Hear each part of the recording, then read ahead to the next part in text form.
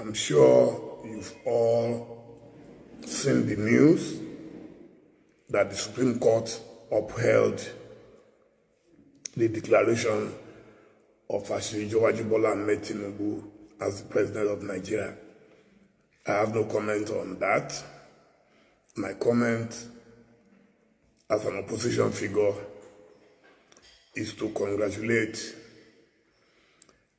the appellants, those who went on appeal at the Supreme Court, because they have exercised their fundamental human rights. That should be the case. But I am not one to disparage the Supreme Court of Nigeria or any other court for that matter, even if I disagree with the judgment. I'm a responsible citizen of Nigeria, and all I will do henceforth is an academic exercise. I will not disparage anyone because of my own beliefs. So that's where I'm going to leave it. So I just wanted to say hello to you and, to congratulate the gentleman who went to a great extent to execute those cases.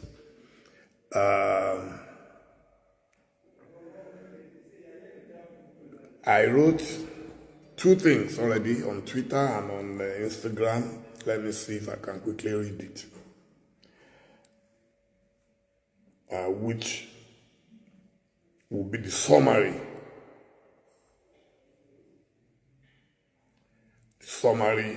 of my response at the moment.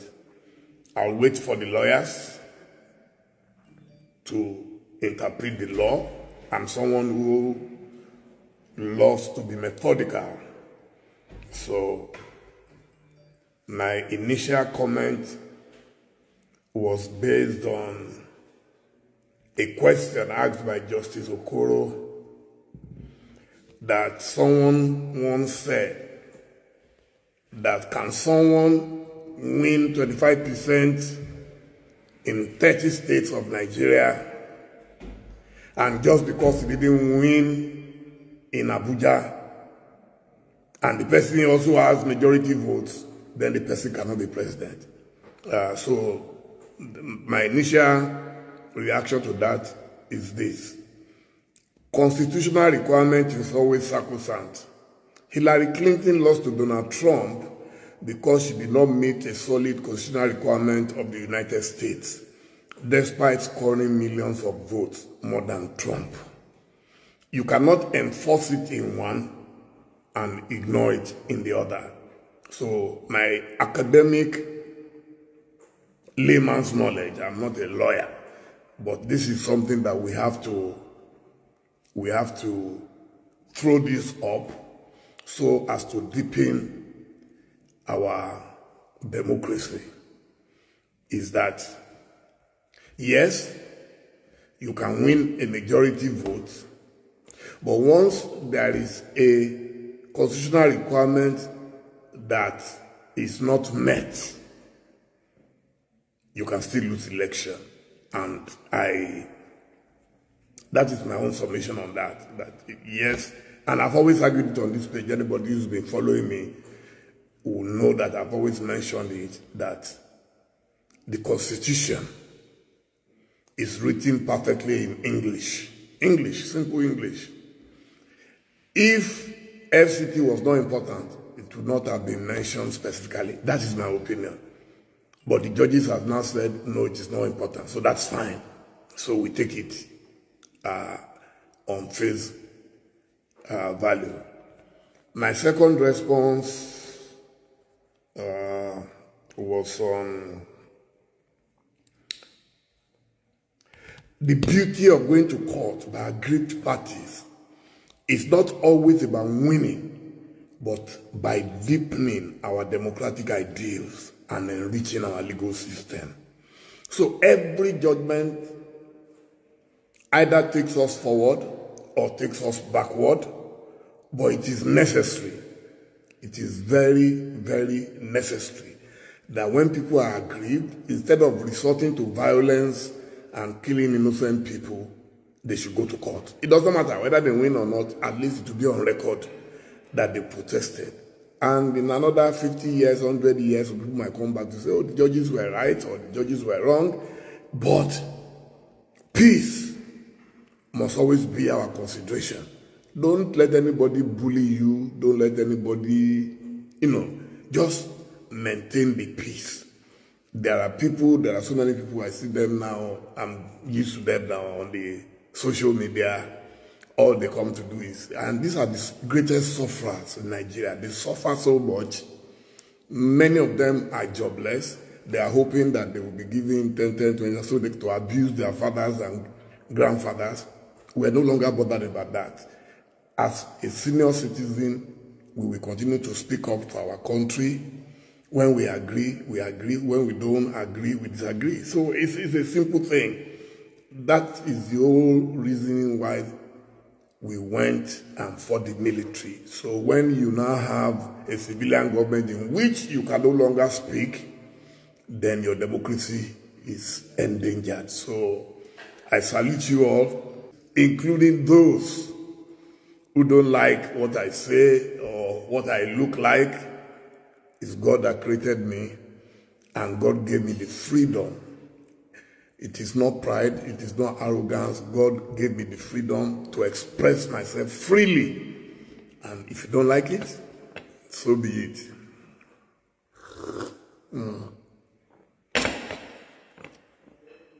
Thank you. If you have any question, please.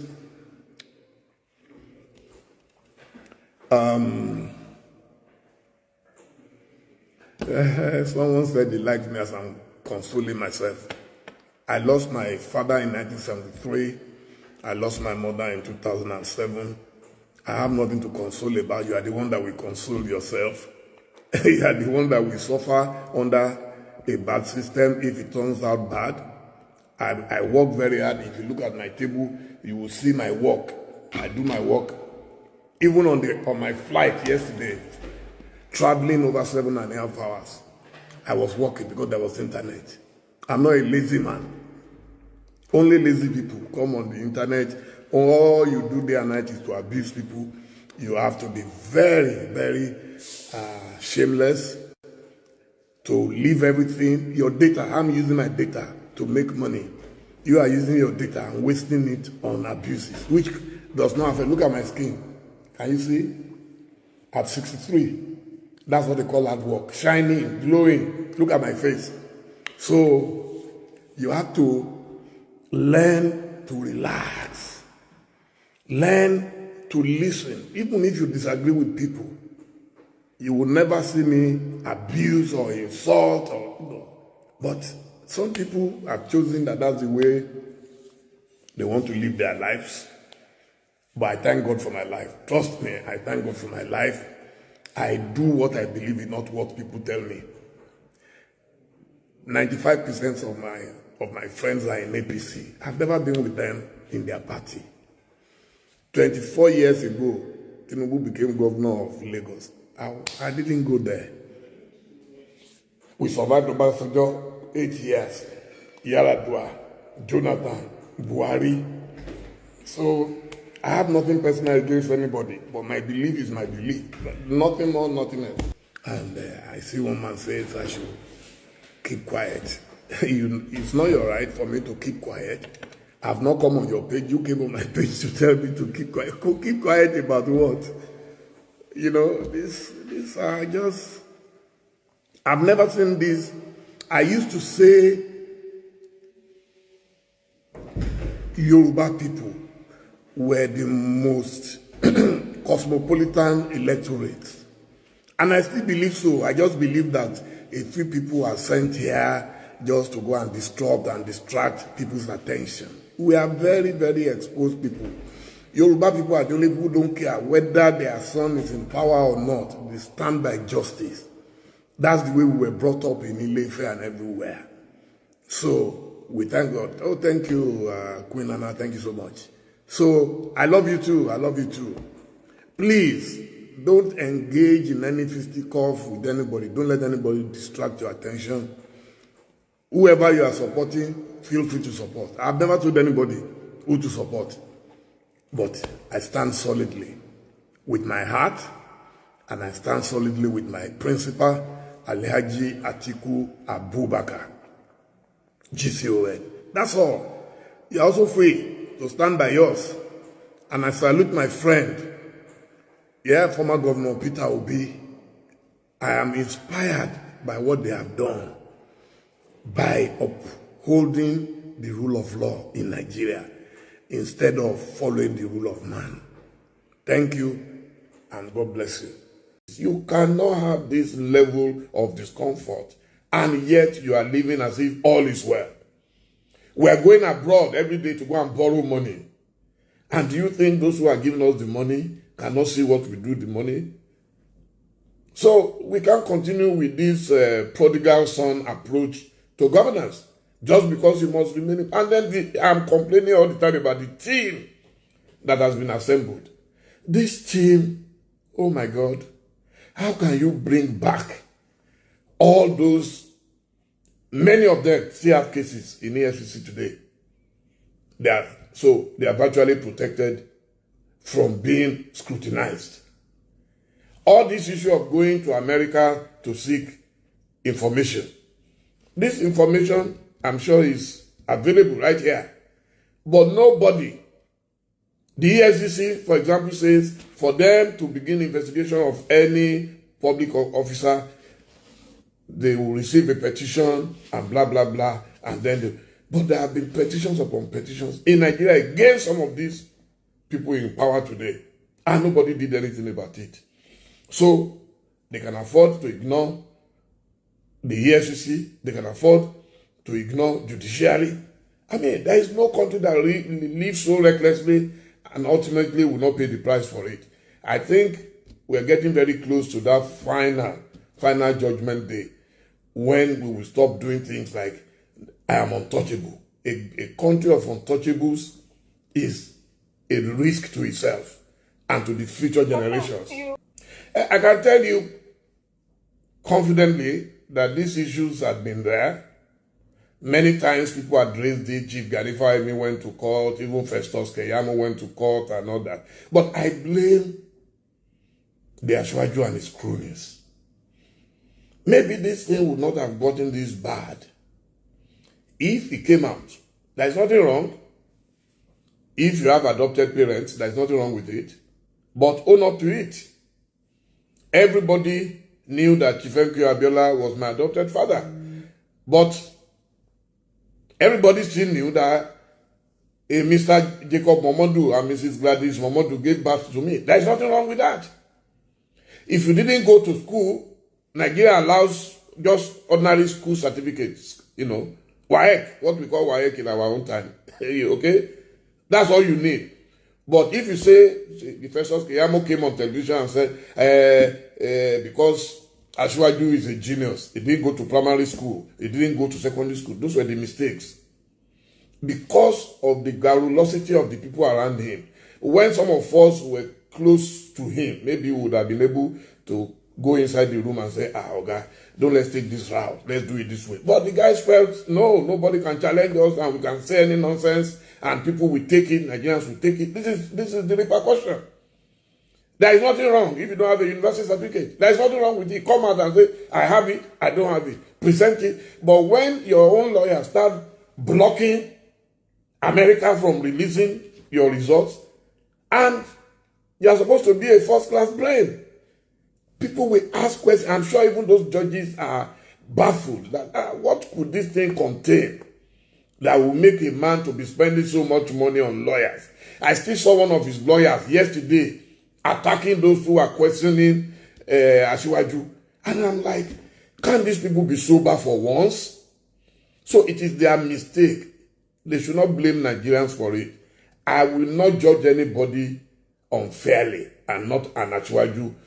He's a man that we all love and respect, but the way they've mishandled this case, they should own up to it that they mishandled that case.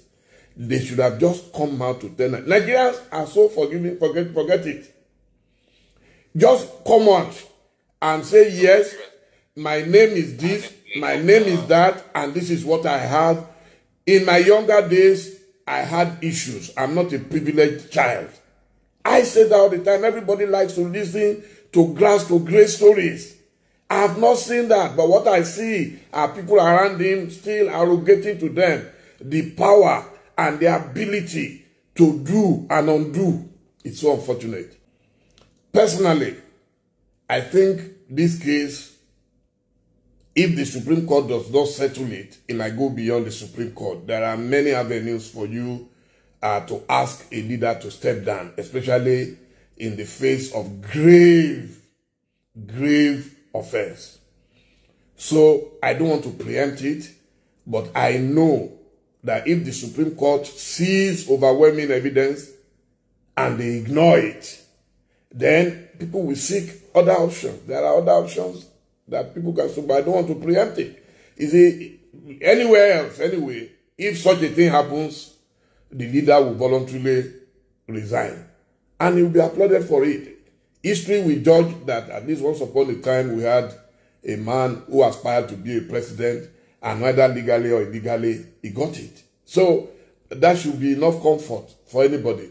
But if they continue to dig deeper and deeper and refuse to respect the laws of Nigeria, because we have a law. It's just that those laws are not being obeyed. And like I said, nobody expects you to be a saint. It's just that you refuse to own up to not being a saint. That is what has led us to this problem. There is no issue whatsoever. I think those things are already in Nigeria. They came from Nigeria to Chicago. Now from Chicago, we're bringing them back to Nigeria, just like our oil, that we take our crude oil abroad to refine and we bring it back at huge cost. I see a similarity in what is going on, and we pray that Nigeria will be better for it. It's all about Nigeria. It's nothing personal. I mean, like you said, they were colleagues. They were all friends. I don't think Atiku has any enemy anywhere.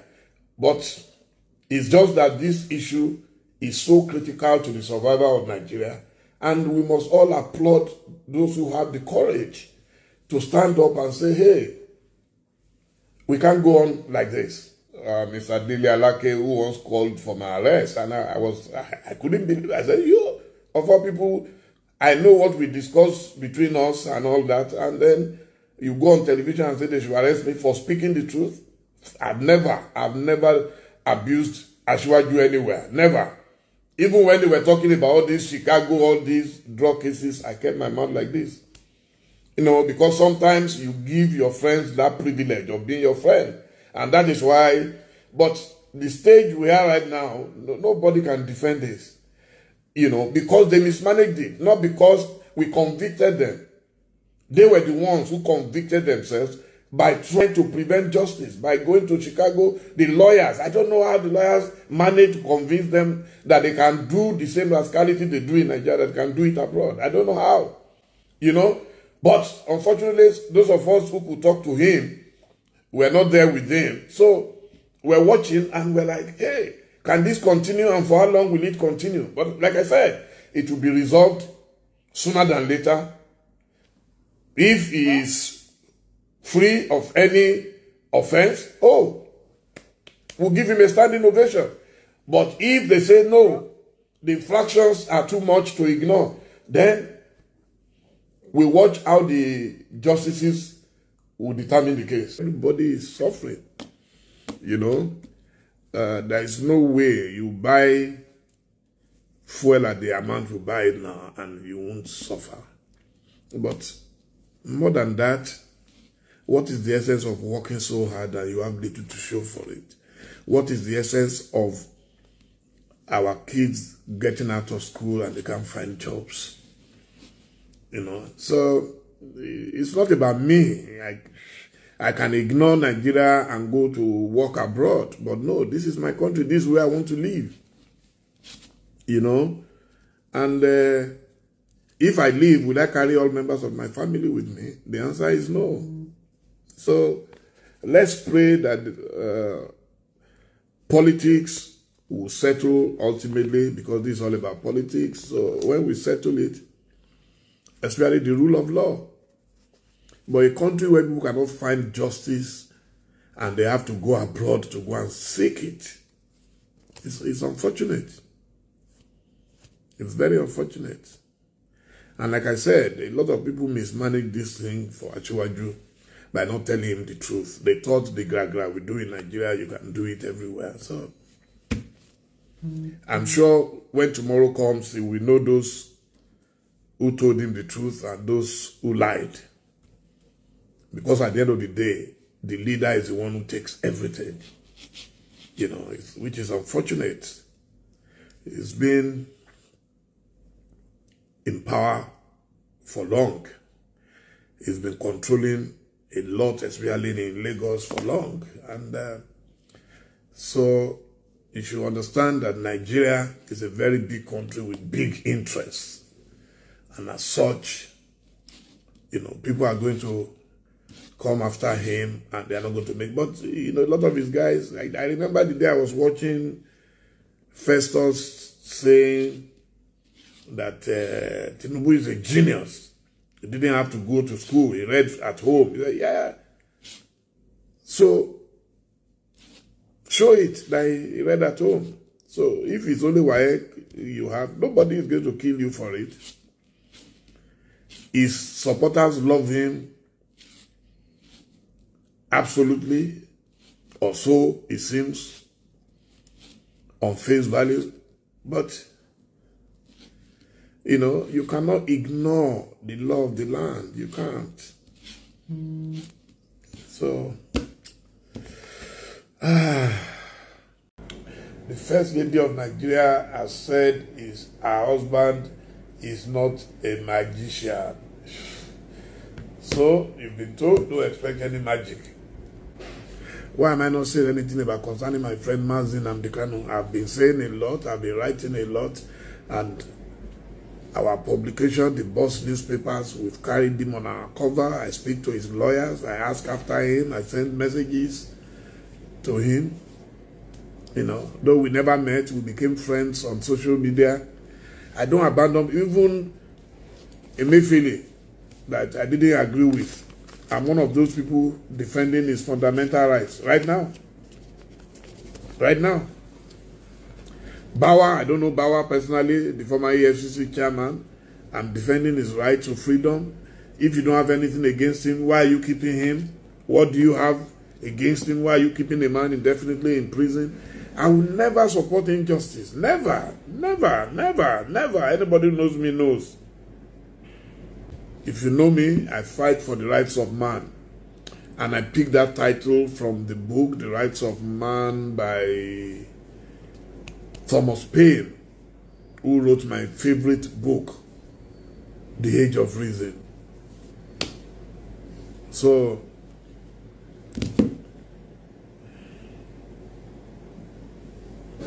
that's it. Anyone who knows me knows I will defend your right. We cannot continue to be vindictive, to victimize people because when they were in power, they were not nice to us. No. When I interviewed Desiani, everybody started shouting, yeah, it's a lie, it's this, it's that. For 8 years, Buhari could not prosecute her. And all I did was an interview. But people felt I should not interview her. She did this, she did that. No, a journalist, just like people were attacking Reno a few days ago. And I was laughing. I said, okay, it's Reno's turn. If anybody wants to talk to me, I will interview. I will interview Naira Marley, I will interview Yabo Ojo, I will interview Tonto Dike.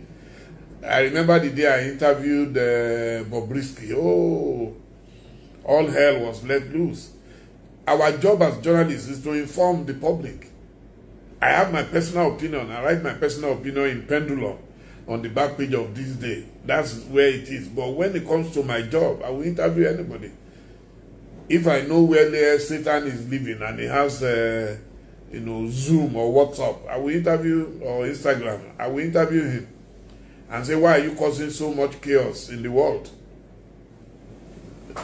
That's the job of a journalist. Our job is to interview everybody. I don't practice censorship. I don't support. So, Mazi Nnamdi Kanu, I ask after him as much as I can. You know where he is, he cannot just be visited without clearance. If DSS will allow me, I'll go there and see him. There's nothing wrong with it. And also, the courts have said they should release it. So why are they not releasing him? We have to be very frank. Like I said, the EFCC man, I don't know him at all. But it's unfair to keep a man in debt. Because I've passed through that route before where I was unjustifiably put in detention. So I cannot watch anybody suffering in Nigeria. I went through it. I was in exile, forced exile for 3 years. The day I was running away from Nigeria, my marriage was less than 2 years old. My first son was less than 1 year old. The same son is now 29. I had to abandon both mother and son in Nigeria while I entered the bush to run to Cotonou, from Cotonou to Lomé in Togo, from Lomé we crossed a Flao border into Ghana. That was my first day in Ghana. July 25th, 1995. And for the next 3 years, I will be in exile. To get my family out to join me in England was another matter entirely. So I went through all that suffering, and then Nigeria has not changed for the better. And you expect me to be happy and support Tinubu because he's my brother, he's my friend? No. That's hypocrisy. Hey, you're a Yoruba man. Under Buhari, the Yoruba people faced a lot of hardship. Under Buhari, a lot. Nobody spoke. Everybody doing firm. Nobody said anything in APC. They were all beneficiaries of the Buhari government. And I said no. And I said it openly. Before, I didn't even know he was going to contest. The last time I went to see Achiwaju, I asked him, he said he hadn't made up his mind. I didn't know he was going to contest. So I was already in my PDP preparing to go and face APC. Because I believe that no right-thinking person will support APC. But people, for various reasons, I'm a Democrat, I can't force you, to join my own party. I decided to join my own party. At that time, I didn't know Peter Obi was going to quit PDP. I didn't know Achiwaju was going to emerge in APC. I didn't know Kola Abiola was going to contest. All I knew was that I was going to contest because I already contested in 2011. And people expect me to jump like a frog. So now, because my friends are in another party, some people said I should join Peter Obi. I said, no, I can't. It was too late. I'm already, a member of PDP, planning to run on the platform of PDP. And nobody listened. I've never seen a country where we just hate the truth. So I don't have a right to my own principle. I must follow other people's principles because they are my friends, they are my brothers, they are my benefactors. I said no. And I learned from history. One of my best friends in this life is Nduka Bagbera, the publisher of This Day, chairman of Arise Television. In 1993, he was in NRC. I was supporting SDP candidates, but I can't call myself a member of any party. I've always been more of an independent. I choose the candidate I want to support. When I supported Chief Olufalaye in 1999, I wasn't a member of his party. I and my friend Prince Damada Dremi were amongst those who supported the AD in Osun State under Babakonde. I didn't ask for anything. I didn't ask for any government position. I didn't ask for any contract. Nothing. I love my country so much that it's not about me. I will not look the other way. If you like, put my own brother, blood brother, as president of Nigeria today. If he's fumbling, I will tell him the truth that, hey, Egmon, you are not doing well, oh, and we can't defend you. I can't defend. There are things you just cannot defend. If today the government is doing well, I will be the first to applaud and say, hey, you are doing very well. But when I can see that they are taking us backwards, we throw cash at everything. You are going to give people 25,000 naira. So you give them 25,000 naira for 3 months or whenever. So what would they be eating after that?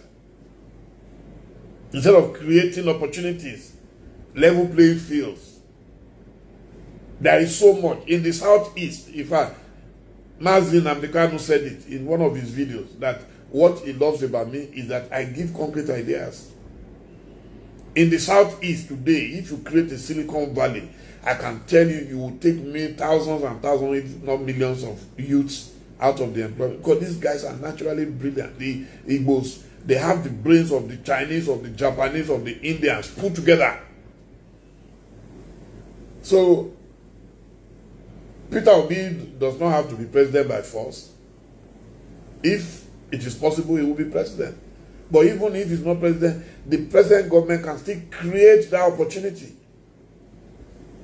The third mainland bridge was completed by General Ibrahim Badamasi Babangida. Till today, nobody has surpassed that. Yet, it was a military man that we were all abusing at the time. So it's your work. Let your work speak for you. If I disagree with you and your work is good, I will say yes, your work. I disagree with Wike, for example, vehemently. For only one reason. Because when he's angry, he becomes totally rude to anybody, no matter who, no matter how old you are. He will be rude to you and everything because he's angry. But I say something, I said, when it comes to his project, is Mr. Project. You know, you must see the good side of people and also see the bad side. But when the bad side outweighs the good side, then there is a problem. There is a problem. So, I was in Port Harcourt on Saturday. Let me also report this. I was very impressed. Port Harcourt has become very calm. I didn't feel the kind of tension we used to feel there. And many of the people I spoke to said the current governor, Mr. Fubara, is trying his best, that he could do a lot better if his former boss would allow him to thrive. But unfortunately, that the governor still reports to Wike in Abuja and all that. A lot of people, they gave him, they say he's a very, very loyal man to his boss, to everything, but that Wike has to free the man and let him breathe. He should let him walk. Port Harcourt was very clean. I had people with me in the car from the airport, and I was showing them the streets of Port Harcourt. So you could see that the man is meticulously doing his beat, whatever he can, but it needs to be free. You can't have, and this thing started from Lagos, where Tinubu just took over Lagos, and year in, year out, they determine who gets what, who doesn't get what. So every other governor in Nigeria is copying it. That's not democracy. Every governor now wants to control his state, must force his successor. It's not right. If God has blessed you enough to spend 8 years in the government house as a state governor, go away in peace. Don't turn people into your slaves. That Fubara man in Rivers that I see, and I used to see him when I was still chumming with Wike, he will do very well if they allow him, because he has seen the quality of the work his boss did. And unlike his boss, he's not carrying too many enemies. We can carry too many enemies. So that distracts him. When you carry too many enemies, it will distract your attention. When you are vindictive and angry all the time, it distracts your attention. Wike would have ended spectacularly if he can just calm down and stop being rude to people. That's all. And I've said it repeatedly. He didn't listen. So he will come on television, abuse me. His cronies too were hailing. Hey, he said you scored 0. Yes, I scored 0. I paid for nothing. I got nothing.